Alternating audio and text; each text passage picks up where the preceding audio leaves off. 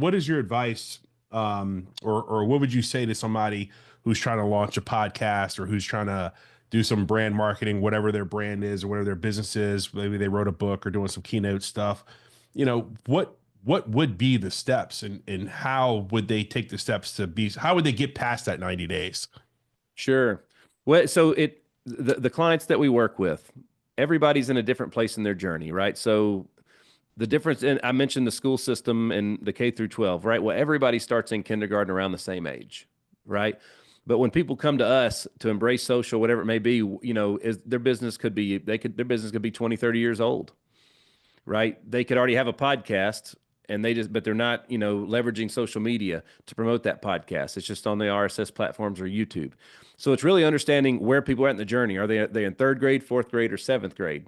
When we get them, and then we kind of set targets and manage expectations from there. There's different types of content. So people that have monetized accounts, extremely large audiences, hundreds of thousands, if not millions of people per platform.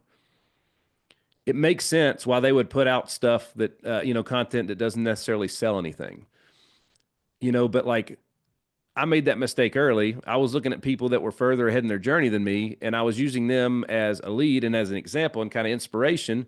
So I Ooh. was making, similar type content to them, whether it be talking about relationships with husbands and wives or opinions or whatever it may be. And so basically I'm spending money and time on content creation, and I can't trace that back to revenue. Right. So like what I tell all of our clients with first is like, dude, if the goal of your content is to build an audience, then great. We can do that. And you can do that in a variety of ways. But most business owners are trying to diversify their sources they're trying to diversify their sources for revenue. Right. So, they might make their money on their website. They might make their money on a variety of sources. But how can you track what you're putting on social media back to revenue? So I'm telling everybody, dude, like everything you should put out should be asking for a deal. Should be promoting what you do to serve your community, to build your brand, to drive revenue so that you can grow your business, right? So I think that's the big mistake a lot of people make is they see like, how does a video of you working out in the gym help grow, I don't know, your real estate business? Unless you say, hey, see, nobody works hard in Gerard selling a home. You tie it back. But a lot of people don't. They leave a great little quote that somebody else has already done with a bigger audience. They copy it, and boom, that's what they're left with. Got You it. know So what I like mean? no ask, right? No ask at the end. And I see that. I see that on yours. You basically, hey, like, follow, share, call me for more information, book me to do these things or whatever it's going to be. So yeah, that's great advice. So, you just talked about it. So kindergarten through 13, right? So it's 13 years. So you got kids, and let's talk about your family for a minute, right? Yeah, So man. let's give the ages, and what are we doing? So Ethan's 15, and Ansley will be 4 in April of this year. So it's right around the corner. For the last year, we've been learning to drive and finishing potty training all at the same time. Yes, It's sir. hot Hey, and cold. It's literally peanut butter and jelly. It's the opposite of ends of the spectrum, dude. It's crazy. yes, Um, sir. you know what I mean? It's teaching one person to wipe their behind, and another guy they're like, hey man, you got to put your turn signal on and don't turn into the oncoming traffic. There's some funny stories there. Hey man, listen, I'm in the same boat. Like you got one, like you said, trying to wipe, and the other one you're trying to shave that little piece of fuzz on their lip that they think they got a mustache nowadays. That's So right. That's so right. yeah, man. And I see Ethan getting involved on the social side too, right? So tell me where did he get it? How did he learn how to do it? And what is he doing? Well, growing up as a young kid, he was watching me figure all this out. Ethan's been going with me everywhere since he was old enough to walk. Like he's just like that dude. Like it's I can't even label what he is to me because he's my best friend. Like that's my ride or die cohort, man. Like he's been with me every step of the way. He's watched me get my ass absolutely handed to me, and he's watched me hand out all kinds of ass to other folks. You know what I mean? So it's been a great journey to watch. But for him, because of what I was doing, he would always just want to he had a little iPad when he was little, and he would just turn on his camera and pretend like he was live streaming to YouTube, There you and go. he did that all the time. So it was like a dream of his to be able to put out content. And I helped him manage his YouTube account. He only had a YouTube for a long time. I helped him manage it, and then I guess it was at his 15th birthday, give or take. I was like, "Hey, man, like you need to start taking responsibility of some things. Let's start with your YouTube. Let's create some good habits on there, and let's turn it into a tool. Because as a performer or an athlete that wants to get noticed, like if you bring an audience with you, that's just something that you have that other people don't. It's value. So he came to me. Ethan has a bigger YouTube than I do, believe it or not. He's got Wow. 24,000 subscribers on that sucker, and he did it all by himself, right? So he came to me when I was like, "Hey, man, like you can have YouTube, but only if you use it with discipline. It's not something you're going to surf all day. If you're going to add content once every 3 months, we're not going to do it. Like, let's make a commitment and build good habits with it." Sure. And he thought long and hard about it. And he said, "Dad, I think I want to do blitzball content." And I was like, "Well, what's blitzball?" And he showed me and he told me. I was like, "That's cool. There's leagues. Like, that's great." So he started his own little blitzball league. He bought gear. He's got radar detectors so they can measure exit velos and all kinds of stuff. He films every game. He creates his own clips and posts them on his YouTube. And he did such a great job with it that we let him have an Instagram this past year. So now he's growing his Instagram. But dude, it's like unless he's grounded, which is rare, like clockwork. He posts a clip a day on his There own. you go. He don't have the editing team that I got. He might leverage their subscriptions. He works here, by the way. He's one of our Yeah. camera guys and stuff, so he's learning things. But like he does all that on his own. And now, it turns into some great lessons for us because it's like, "Hey, man, you're 5 minutes leaving for school today. Was that the best time to decide to post that YouTube YouTube short and Instagram reel versus maybe when you got home?" So it's a time management tool. He's learning what to do with audience. I mean, it's crazy when a kid gets 24,000 subscribers, the comments and stuff that like you have to help manage and stuff. It's crazy, but it's just preparing him for the world, man. The world hits hard, and so you got to be able to take those hits.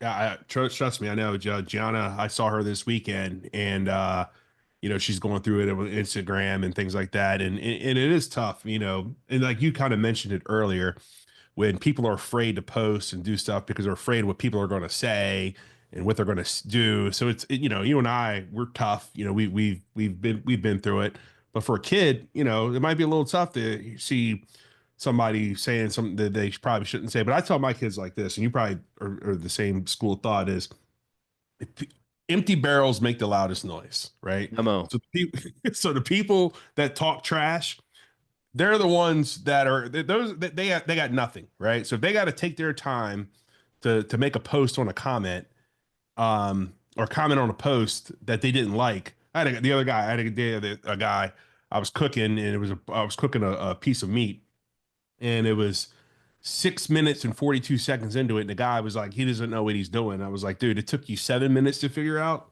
You watched me for 7 minutes. So before you figure this out. So or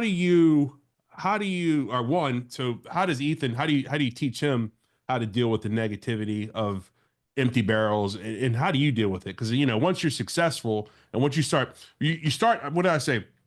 When things start going well is when people start talking trash about you. That's when you know it's working, right? So Yep. how do you deal with that?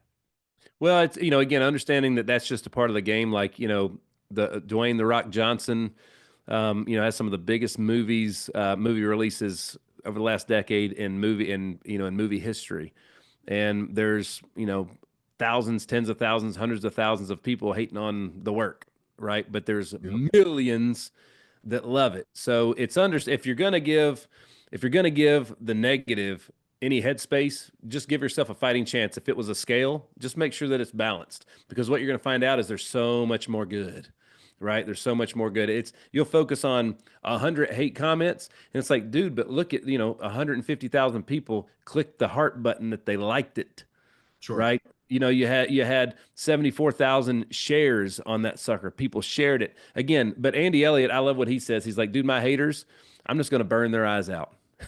I'm Yep. just gonna give them more. Even And more. but again, we're in the attention game. So whether I got your attention for good or bad, I have it and I can do good with it. There it Right? is. And that's the end goal. There it is. Yeah, I say the same thing. Is like, you don't have to like my comment. You don't have to like my post. You don't have to share it. But you know how many times I walk down the street and somebody goes, "Hey man, I saw what you posted. I didn't even know you followed me." Right? So whether you like it or not, literally, or you share it or not, you saw it, right? And it Mhm. made an impact on you because it did something for you to say hi to me in the street, or it took you something to say something nasty on the internet about it, right? So, Yeah. Dude, those um, Gerard, those expectations are so critical. Like think about this. In the old days, when you opened up a brick and mortar business, location, location, location, right? Everybody's fighting for the best location, right? Well, what does that mean? That just literally means the most people walk or drive by your store an hour, a day, or whatever it may be, right? So their expectations were pretty good. If they opened, whatever type of business it was, and let's say 100,000 people were going to drive by it, they did not expect 100,000 people to walk in the door because they drove by it. They would expect a fraction of that 100,000 to walk in the door, and they still may not buy anything. They're just a lead. sure. They're interested, right? It generated interest. Social media is the exact same thing. It's funny.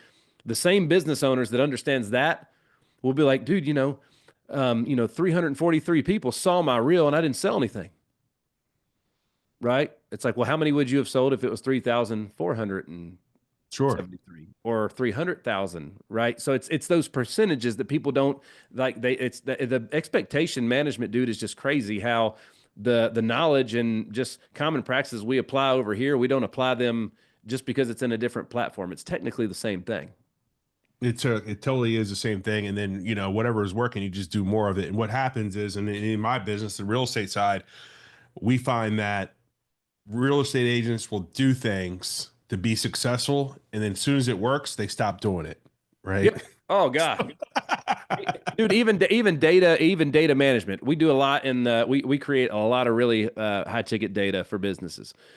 And it's funny too, because especially in the world of health insurance, I had a conversation with an agent the other day, like literally verbatim, this agent said, like, I just want to pick up the phone and have a qualified buyer ready to go when I say hello. And I'm like, all right, so what you just described is you're a waiter at a restaurant, and the restaurant owner brought in that person, right? Built out the restaurant, built the menu, built the location. The waiter themselves didn't have anything to do with the person coming in. They get to take that order. Who makes the most money in that deal? The restaurant owner or the waiter? Right? Yeah. So outside of that, it's just like everything else. These are just leads. So if I'm Danny Reagan, if I'm Donnie Wahlberg on Blue Bloods, and he gets a lead to solve the murder, only one lead will solve the case. The rest of them are dead ends, and you have to do the work to figure out if that lead is indeed the solution to the problem, right? So when you are reaching out to folks, like I inquire about new things all the time, and then I decide, nah, I don't want it right now. Yep. It's just a part of the game, right? But I might want it later. And if you stay in touch with me, right, and you keep making me offers and reminding me that you're there, it's kind of like, my wife and I eat really, really good. But dude, I'm gonna make a confession right here on the air, Gerard. And I eat it once every 5 years. Dude, Pizza Hut has that stuffed crust pizza, bro. Woo! I mean, yeah, tears me up, tears me up. Yeah, I Like can't do it either, but I love it. it ain't Christian. What happens? You know what I No, mean? no, sir. After eating. So when I see the commercial, I'm not buying right now. All it does is remind me, dude, when Nick gets that day, birthday or whatever, I decide that's my day to just throw caution to the wind and let loose. That's what I'm getting. And that's when they get the deal. So I wasn't a today buyer, I was a tomorrow buyer. So it's Yeah. understanding your funnel, understanding your advertising campaigns, understanding the people that they're going in front of. Like, what does an advertising cycle look like? With my stuff on social media, it takes around 32 touches over 20 days to get a new client, right? So it's a 20-day cycle on social media to convert somebody, right? So we Yeah. just build out our business to support that campaign. It's not that hard. And you talked about the leads, right? So you get one lead or you get three leads. So let's go all the way back to the beginning, right? So back in your baseball career, if you got 10 pitches and you hit four of them, right? Mm-hmm. I mean, are you winning or not, right? It's funny. Barry Bonds says, I just always wanted to beat the pitcher. I just wanted to always win. He's like, so I want to be able to leave the box saying he didn't get me, I got him. He's like, but if I hit you can't outdo perfection. So if I hit a line drive as good as I could hit it right at the second baseman, I got the pitcher. His guy just got me. The pitcher didn't get me. His guy got me. right? So it's again, nobody's perfect, nobody's undefeated, except for Jesus and probably Mother Nature at this point. But like at the end of the day, like how many people do you have to talk to before you get it? I Yep. definitely wasn't lucky enough to the first girl that I ever met was my wife. You know what I mean? I had to go through a lot of wrong ones to get to the Yeah. right one. And I can tell you, I know a lot of the ones that she had before me, they were all wrong, baby. They were wrong, you know? Trust me, I know too. But how do you know what's right if you don't know what's wrong? That's a part of the journey is figuring out what it is that's right for you. So again, it's I mean, literally content fatigue. People would spend 90 days with us in the past and be like, Nick, I'm 10 grand in with you here and I haven't made my millions yet. I'm like, well, why would anybody ever advertise on the Super Bowl if all it took was that spending 10 G's with Nick Hyder to make millions? Mm. Why would anybody do anything else? Why would they open up? Why would they spend $1 million on the build out of their space or whatever it is? It's expectations, and again, where is your consumer, and are you there, and are you all that they see? How much of your competition do they see? Right. So it's just understanding, like the best baseball player on the planet is going to get out 70% of the time this year. Yep. Right. He's going to make $70 million. Yep. Right. So again, and it's just understanding that.